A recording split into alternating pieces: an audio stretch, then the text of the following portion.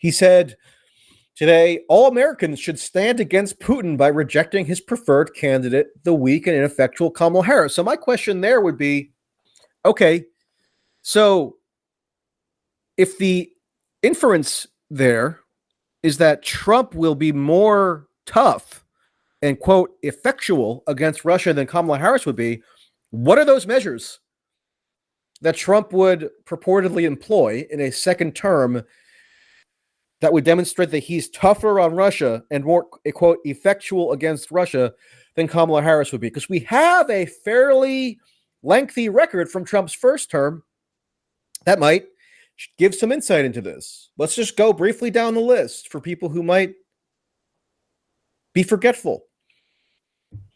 Trump imposed massive sanctions on Russia. He started arming Ukraine. He expanded NATO. He still brags about it to this day.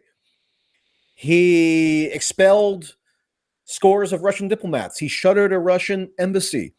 He tried to do regime change in Venezuela, which is Russia's chief client state in the Western Hemisphere. He bombed and tried to cripple Syria with sanctions, which is another one of Russia's aligned governments in the Middle East. He tried to cripple Iran, which with sanctions, which Russia is also increasingly aligned with and has forged heightened military and political ties with just in the past couple of years. Trump wants to escalate economic warfare with China, which Russia is also increasingly aligned with. Trump threatened to send nuclear submarines into the coastal waters off Russia to intimidate Russia into capitulating in Ukraine. That's true. That happened. Trump abrogated various arms control treaties with Russia.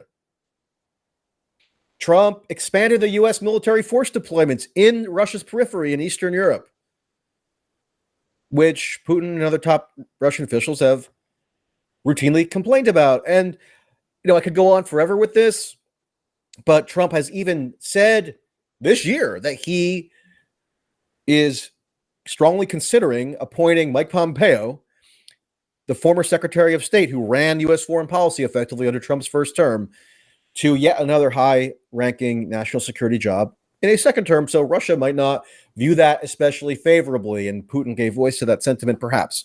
So everybody wants to do all this kind of crazy reverse psychology and assume that nothing Putin says can be taken at face value. And look, I'm not necessarily in favor of taking anything that any world leader or politician says at face value. But this whole genre of commentary where you're always trying to divine ulterior motives in what Putin says and get inside his head and psychoanalyze him, that's one of the most garbage, tedious genres of commentary that I can personally think of. Maybe only second to the same kinds of psychobabble analyses of Donald Trump. So that should be probably discarded. And I think the best tool we have at our disposal right now is to just look at what Putin actually said, which is that he favors Kamala Harris and he doesn't have a preference for Trump. And that would align with the actual record of the Trump administration, which I know is not fashionable to actually evaluate, but I'm beset with that fate, I guess, and I'm sharing it all with you.